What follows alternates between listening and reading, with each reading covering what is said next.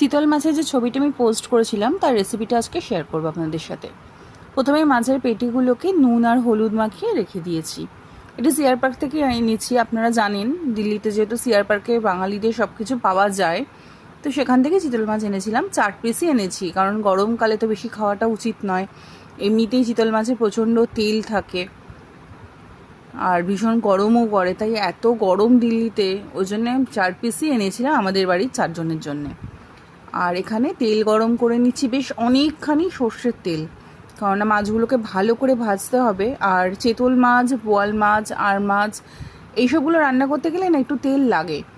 একদম অল্প তেলে যেমন রুই কাতলা রান্না করা যায়, সেটা রান্না করা যায় না এই মাছগুলো।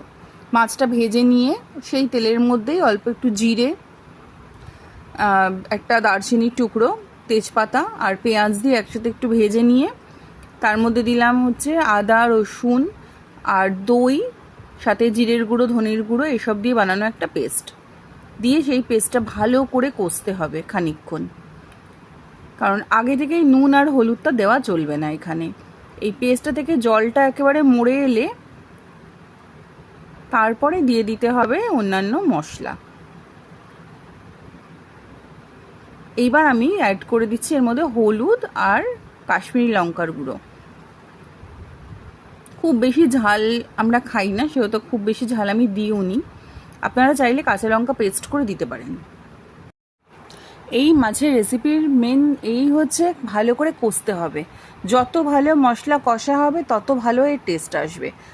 এই যে মশলাটা এখন একদম তেল ছেড়ে শুকনো শুকনো হয়ে গেছে, এবার আমি দিয়ে দেবো মিক্সির যে জারটা ছিল সেটা ধোয়া জলটা। এইবার আবারও ভালো করে এটাকে মিক্স করে কষবো। এই রান্নাটার মূল মন্ত্রই হচ্ছে যত ভালো কষানো হবে তত ভালো টেস্ট হবে। একটু ঢাকা দিয়ে রেখেছিলাম, তারপরে ঢাকা তুলে দেখছি একদম তেল সুন্দর করে ছেড়ে দিয়েছে। আমি এরপরেও আরও কিছুক্ষণ কষাচ্ছি। আর তার ফাঁকে দিয়ে নিয়েছিলাম 1 চামচ মতো ঘি আর একটু গুঁড়ো গরম মশলা, যেটা আমি বাড়িতে বানিয়ে রাখি। ওই এলাচ, দারচিনি, সাজিরা, বাদ বাকি যেগুলো থাকে গরম মশলা, যা ওই লবঙ্গ, এইসব দিয়ে সব একসাথে আমি একটা মশলা বানিয়ে রাখি। তারপরে মাছগুলো অ্যাড করে দিলাম। এবার বেশ খানিকক্ষণ ঢাকা দিয়ে ওই মিনিট 5 মতো ফুটিয়ে বন্ধ করে নিলেই রেডি চিতল মাছের তেল ঝাল।